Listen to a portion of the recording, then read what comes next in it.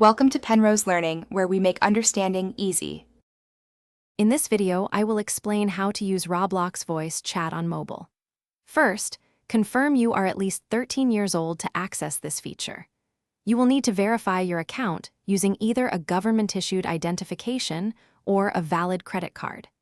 Make sure your Roblox application is completely up to date for the best experience and to access all the newest functionalities.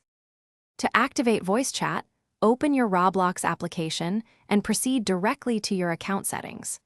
Scroll down the menu until you locate the privacy section. Inside privacy, you will find an option labeled Enable Voice Chat. Simply toggle this switch to the on position and then confirm your selection to save these important changes to your preferences and activate the feature. Once voice chat is enabled, join any Roblox experience that supports spatial voice communication. When you enter a game that has this feature, a small microphone icon will appear directly above your avatar. Tapping on this microphone icon will easily mute or unmute yourself, allowing you to control when you speak during your gameplay sessions with friends and other players. If you face any issues, first check your mobile device's microphone permissions for the Roblox application. Ensure it has full access.